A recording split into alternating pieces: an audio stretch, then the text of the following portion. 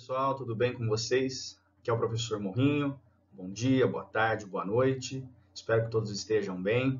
Hoje, dando sequência no nosso conteúdo a respeito de espaço rural, a gente vai discutir a organização do espaço rural brasileiro, com as principais áreas de cultivo, com as áreas destinadas à atividade da pecuária, bem como o processo de expansão da fronteira agrícola nacional. Esse é um assunto que os vestibulares mais tradicionais de São Paulo adoram abordar. Então, é super importante que você acompanhe bem esse conteúdo e depois treine a resolução de exercícios, tá bom? Então, acompanhe comigo aqui nos slides para a gente ter esse assunto bem trabalhado.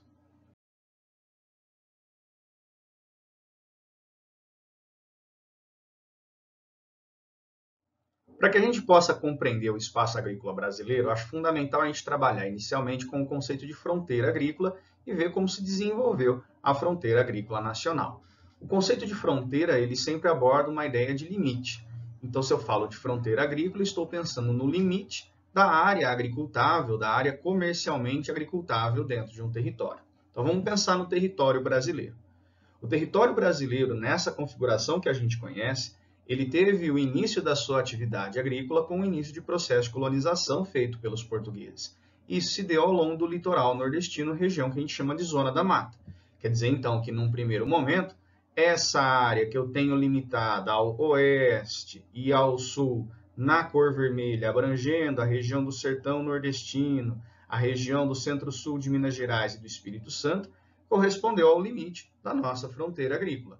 Dentro desse espaço que eu estou achurando em vermelho, quando você estuda a história, você aprende que é uma área que foi dedicada ao cultivo de cana-de-açúcar no litoral, que houve um momento da nossa história dedicado ao cultivo do algodão no interior, que houve um momento da nossa história dedicado à prática da pecuária na região do Agreste. Quer dizer, ali eu tinha um desenvolvimento da agricultura, da pecuária, de certa forma. Para além daquilo, não havia espaço agricultável, pelo menos comercialmente agricultável, dentro do nosso território. Mas com o decorrer da história, a gente sabe que o Nordeste deixou de ser o ponto mais importante do ponto de vista econômico e do ponto de vista político, e que houve uma transição desse centro econômico e político para a região Sudeste. Portanto, houve, nesse contexto histórico, uma expansão da fronteira agrícola lá no século XVII, século XVIII, para a região Sudeste do Brasil.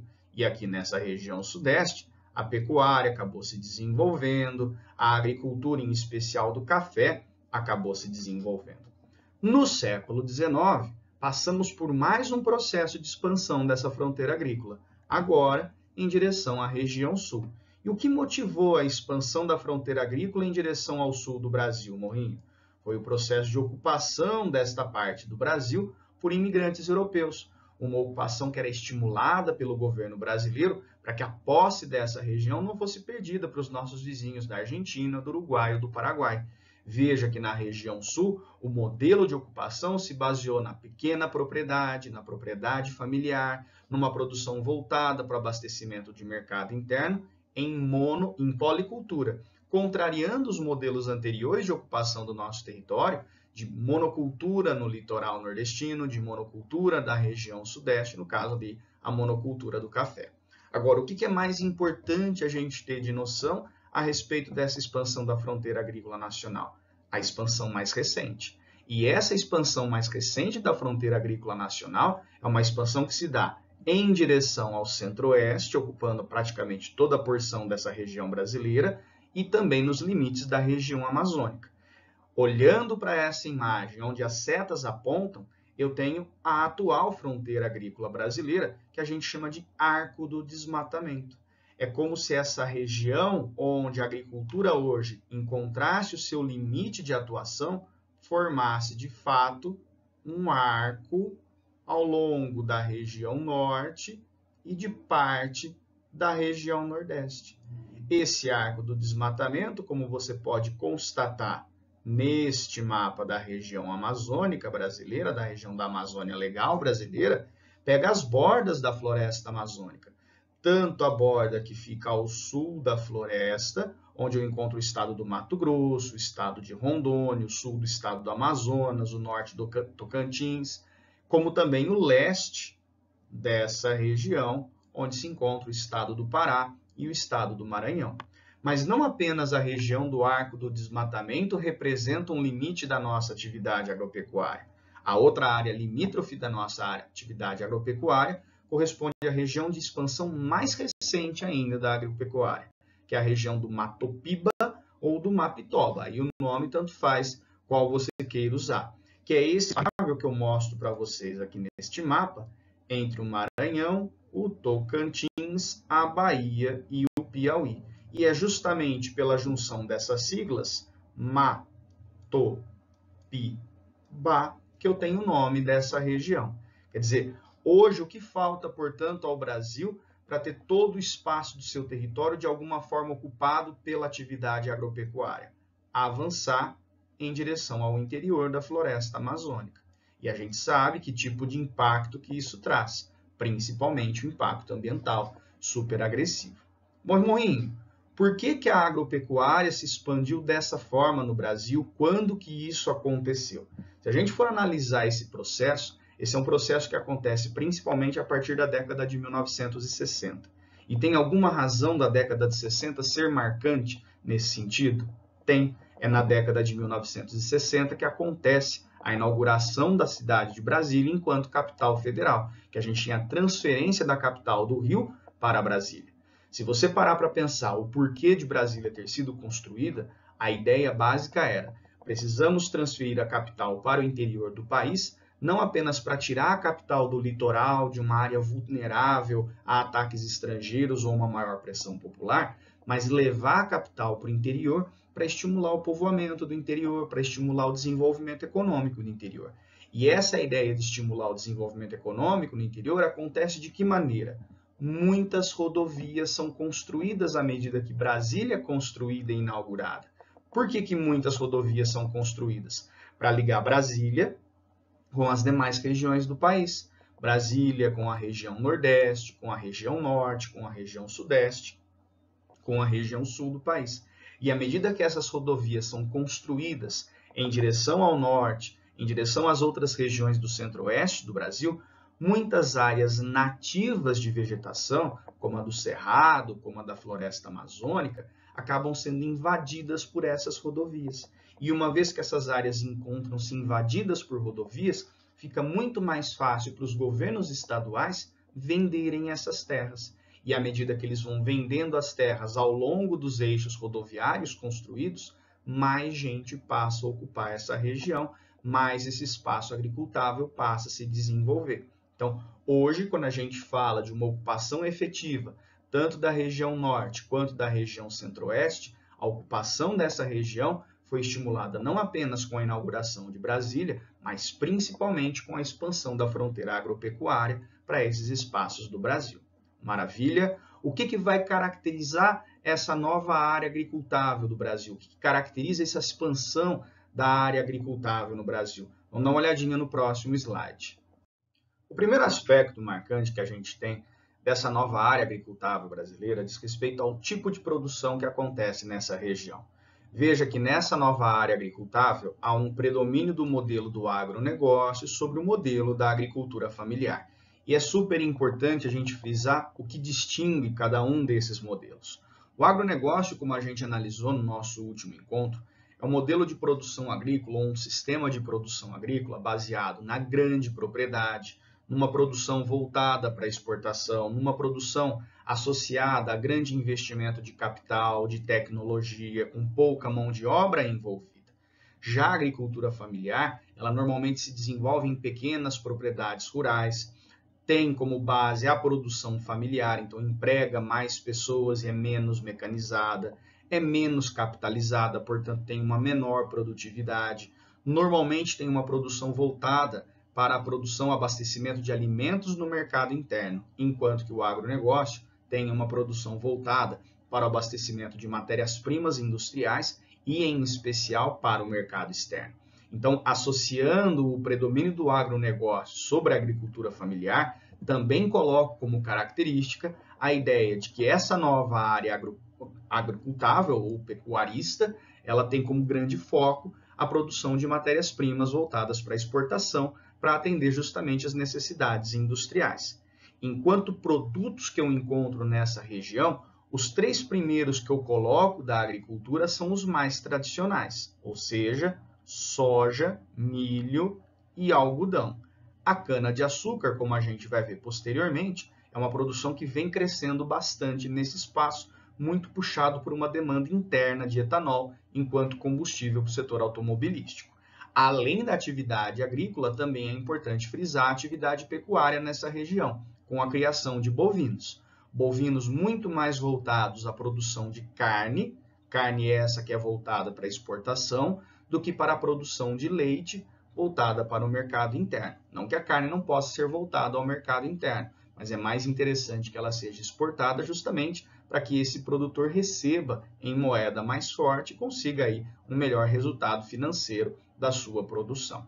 Morrinho, à medida que essas características aparecem, quais são os impactos decorrentes disso? São 3 impactos significativos que eu acho importante a gente frisar. O primeiro impacto que eu acho muito importante tem a ver com a ideia de segurança alimentar. E o que é o conceito de segurança alimentar?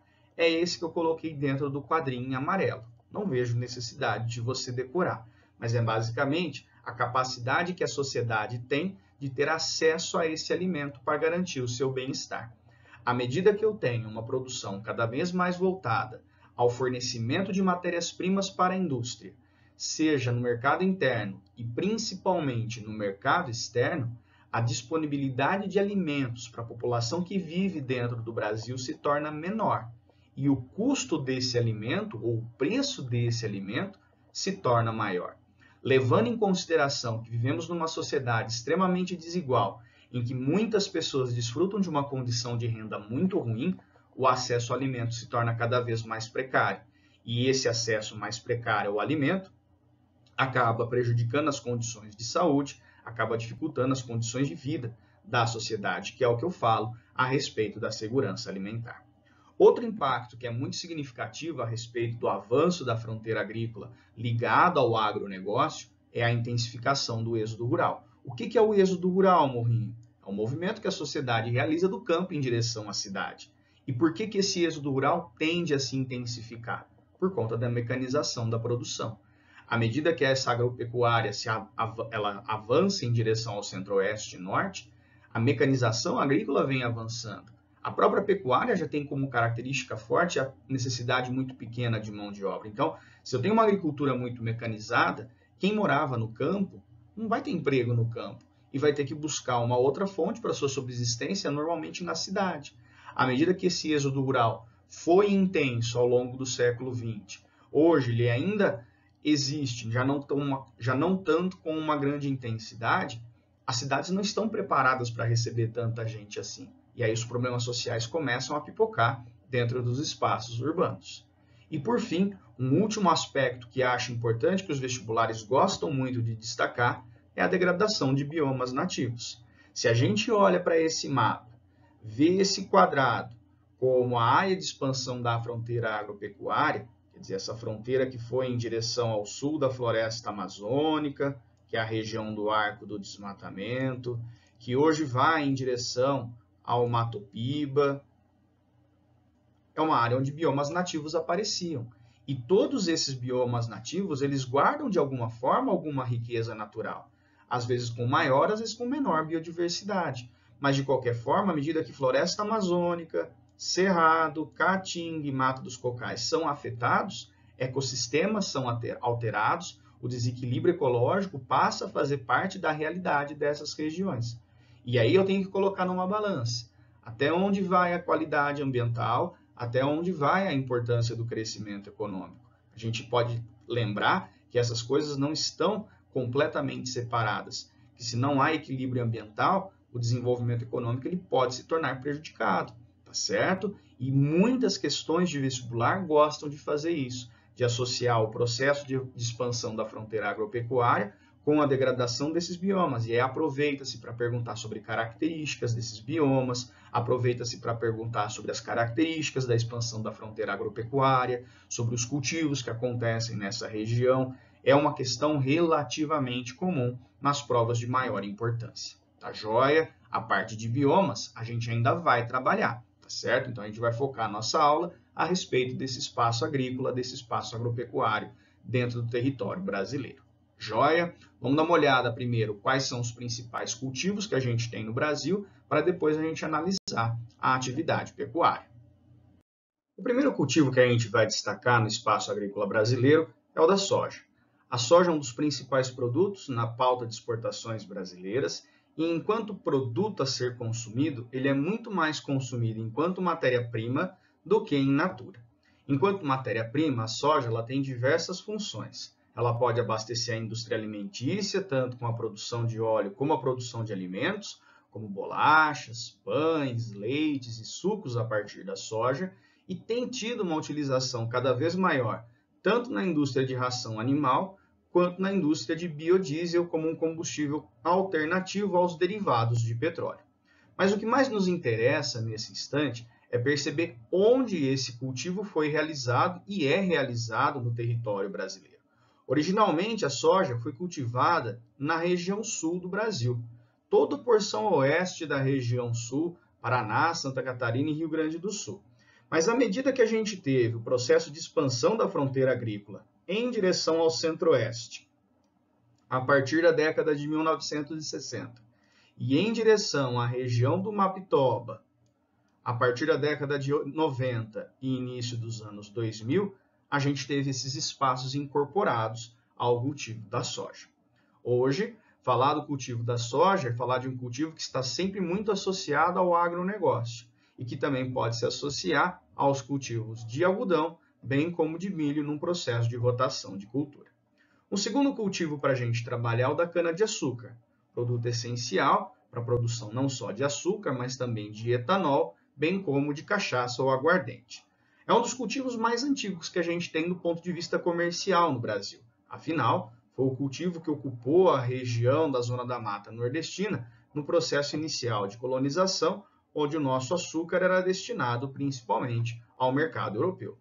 Hoje, por mais que haja uma produção significativa na Zona da Mata, não é a maior produção que a gente tem no país. Essa maior produção ela fica no interior do estado de São Paulo. Algumas cidades prosperaram economicamente em função do cultivo da cana, bem como da produção de açúcar e etanol, como Ribeirão Preto, São José do Rio Preto, Piracicaba, Pirassununga, Bauru, Jaú, Araçatuba, Prudente. São cidades que prosperaram demais por conta da riqueza gerada pelo agronegócio. O que eu acho muito interessante a gente perceber no que diz respeito ao cultivo de cana-de-açúcar é que hoje, por conta do seu uso na produção de etanol e por conta de uma demanda crescente de etanol no Brasil, esse espaço agricultável de cana tem invadido a região centro-oeste. Então, mais áreas estão destinadas a esse cultivo para abastecer a indústria de etanol e as necessidades dos consumidores, em relação ao uso de combustível para os seus automóveis. Mas também é importante ressaltar que houve uma transformação muito significativa na maneira de se cultivar a cana, saindo de um modelo de plantation que vigorou na região do litoral nordestino,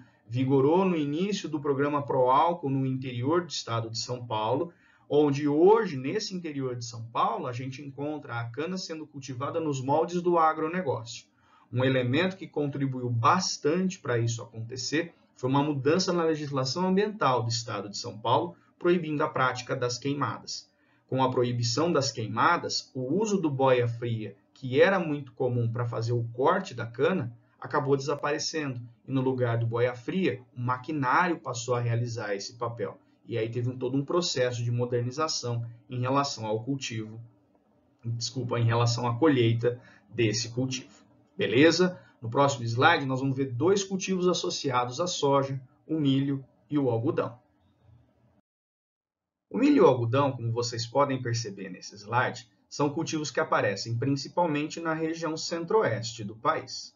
Enquanto o milho é usado, assim como a soja, para a produção de ração animal e de alimentos, o algodão ele tem um foco muito maior na produção de tecidos na indústria têxtil, mas que também vem sendo utilizado para a produção de alimentos, no caso, o óleo a partir do algodão.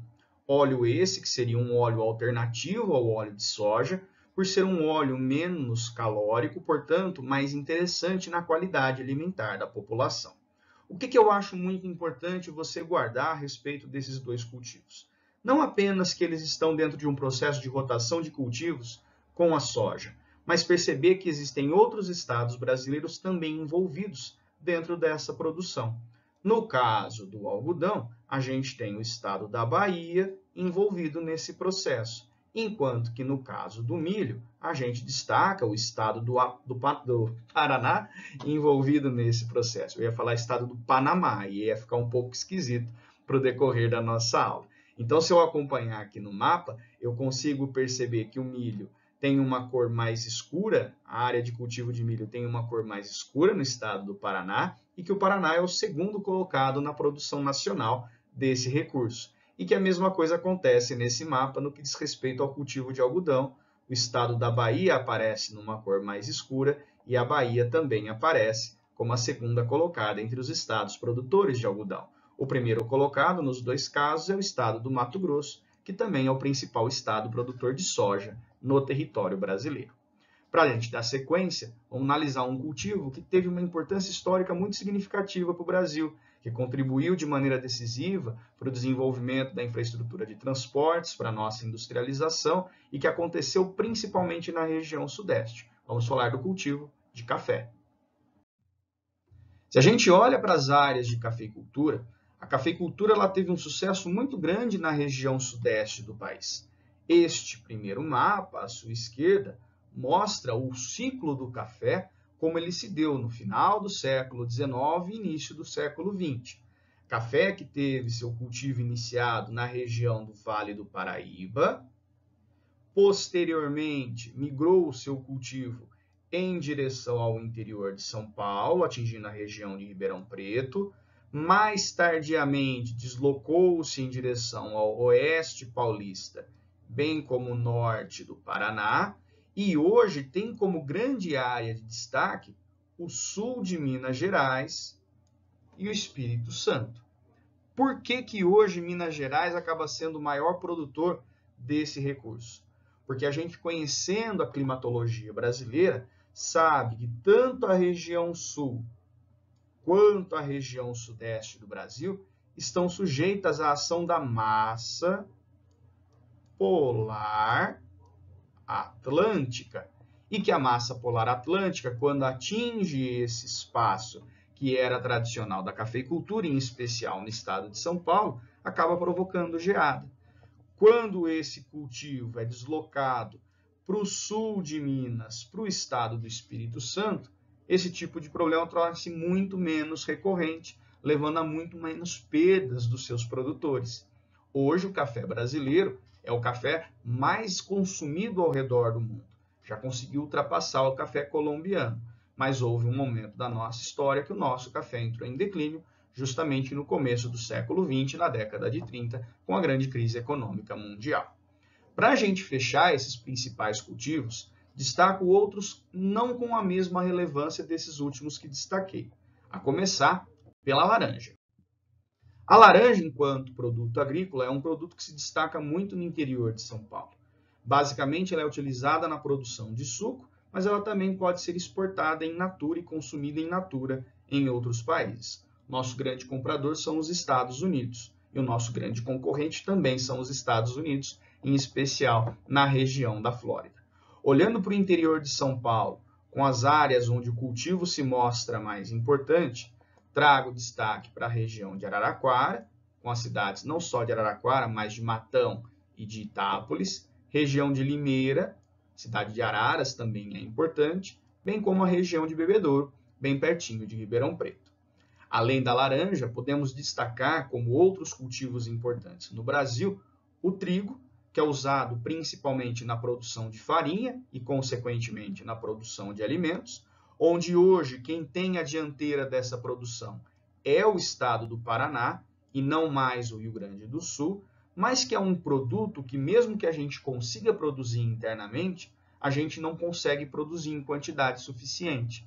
Porque como a demanda de trigo, em especial da farinha para a produção de alimentos, ela é muito grande, e a condição climatológica para a produção de trigo não é a mais adequada dentro do Brasil, a gente acaba tendo que importar trigo, principalmente da Argentina, que é nosso parceiro de Mercosul, que está geograficamente muito mais próximo da gente, ou porventura dos Estados Unidos, quando a Argentina não consegue nos fornecer na quantidade necessária. Então, quando isso acontece, quando o trigo normalmente vem dos Estados Unidos ou vem do Canadá, normalmente isso traz um impacto mais significativo para o preço, não só pela distância percorrida, mas pela cotação em dólar, cada vez mais valorizado frente à moeda nacional. Outros cultivos para destacar são uva na região das Serras Gaúchas e na região do Vale do Rio São Francisco, onde a fruticultura vem ganhando bastante destaque, e aí na região de Juazeiro, Petrolina, uva, manga, melancia acabam sendo produtos de grande relevância.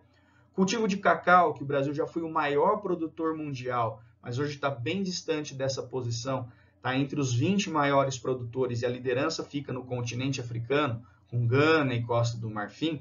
Essa produção de cacau está concentrada no sul da Bahia.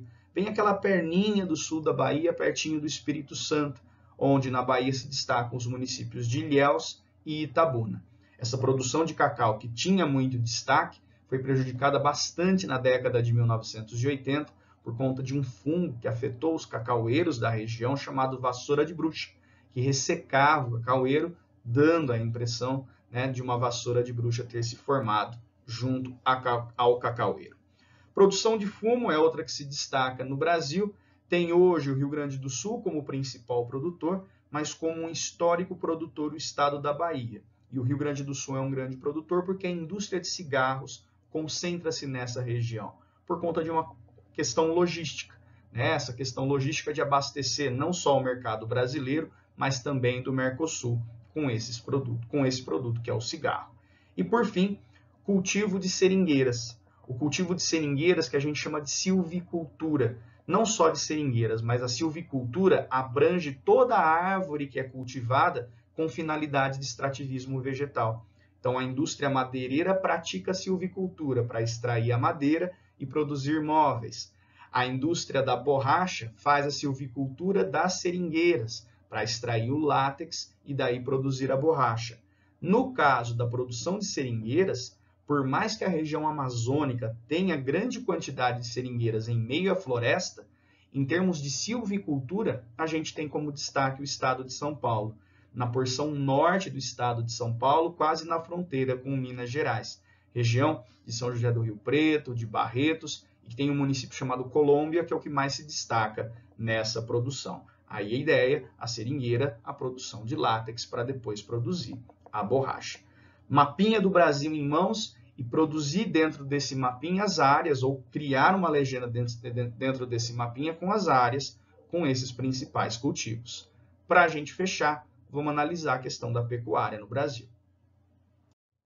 A atividade pecuária, assim como a agricultura, é uma atividade que se desenvolve em especial na zona rural. Da mesma forma, ela é utilizada na produção de alimentos, bem como na produção de matéria-prima através da criação de animais. No caso brasileiro, essa atividade pecuária se destaca bastante na criação de bovinos. Temos o maior rebanho bovino comercial do planeta. Só perdemos em cabeça de gado para a Índia, mas aí, naquele país, a gente não tem esse rebanho com finalidade comercial. Mas, Morrinho, de que forma que esses bovinos são criados dentro do território brasileiro? De duas maneiras diferentes, a criação intensiva e a criação extensiva. E elas são bem distintas. Quando eu olho para a criação intensiva, normalmente ela acontece em pequenas propriedades, onde você pode perceber pela imagem que o gado fica preso, que o gado fica confinado em estábulos. Nessa criação intensiva, normalmente a alimentação dos animais é feita através de ração previamente selecionada, para que a engorda aconteça de uma maneira mais intensa, uma forma um pouco mais rápida. Normalmente, o gado que é voltado a essa criação intensiva, ele é voltado para a produção de leite, mas nada impede que o abate também seja realizado. Existem produtores que fazem criação intensiva, engordam rapidamente o animal que fica preso para um abate precoce, que é o abate do novilho.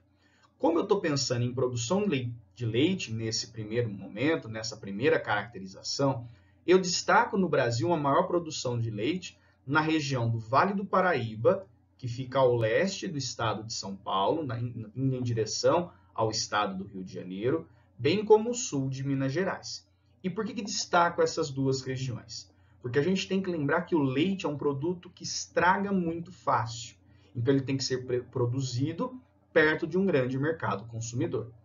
Como a gente sabe, a região que fica São Paulo, Belo Horizonte, Rio de Janeiro, é a região mais populosa do Brasil. E o Vale do Paraíba e sul de Minas Gerais fica justamente nesse recheio, nesse intermédio entre essas três grandes metrópoles. Então, abastece um grande mercado consumidor.